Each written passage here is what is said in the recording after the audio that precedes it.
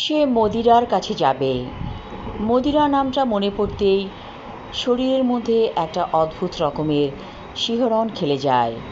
অনেক দিন ধরে দেখা হচ্ছে না মদিরার সাথে। একদিন মদিরা অনুযোগ করে বলেছিল, তুমি আমাকে এমন নামে ডাকো কেন? মদিরা নামটার মধ্যে একটা খ্যাত খ্যাত ভাব আছে।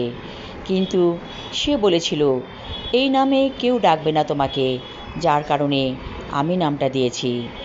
মদিরার অনেকগুলো নাম আছে, সেই নামগুলো বেশ সুন্দর, কিন্তু সে তাকে মদিরা বলেই ডাকবে। মোটা অঙ্কের টাকা দিতে হয় মদিনাকে পেতে হলে।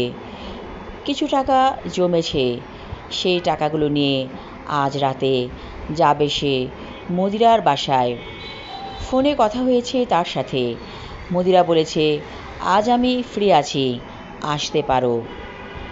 সে খুব সুন্দর করে গোসল টোসল সেরে গায়ে আতর মাখল। মনে হলো যেন পুরো শিশিটাই সে মেখে দিচ্ছে তার শরীরে। মদিরা আতরের গন্ধ পছন্দ করে, তারও খুব আতরের গন্ধ পছন্দের, তাই বেশ করে গায়ে আতর মাখল। তারপর সুন্দর একটা পাজামা পাঞ্জাবি পরে বের হলো মদিরাকে দেখার উদ্দেশ্যে।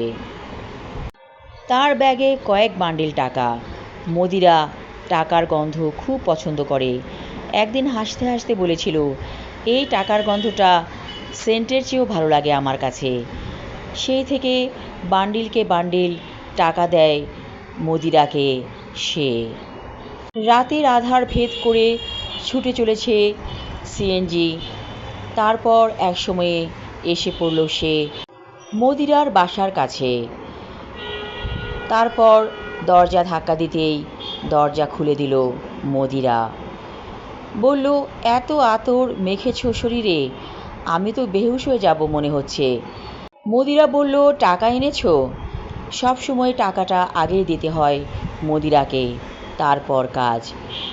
পুরো ব্যাগটাই দিয়ে দিল মদিরাকে সে। টাকাগুলো যখন মদিরা দেখল, রীতিমতো বিস্মিত হয়ে গেল। এত বান্ডেল। তারপর যত্ন করে রেখে দিল ব্যাগটাকে আলমারিতে। বলল, তোমাকে আজকে আমি একটা বিদেশি মদ খেতে দিব, তুমি খেয়ে বলবে এই জীবনে তুমি এটা খাওনি, এবং তুমি আনন্দে অভিভূত হয়ে যাবে। তার তর সইছে না, বলছে, সব কিছু রেডি করো, আমি প্রস্তুত আছি। মদিরা বিদেশি মদের বোতল থেকে গ্লাসে ঢেলে দিল তাকে। ঢকঢক করে সে গলাধঃকরণ করল পুরোটুকু পানীয়। তারপর বলল, আসলেই চমৎকার। মদিরা বলল, আজ রাতটা অনেক সুন্দর, চলো ছাদে যাই। সে বলল, যাওয়া যায়। তারা দুজনে চলে এলো ছাদে।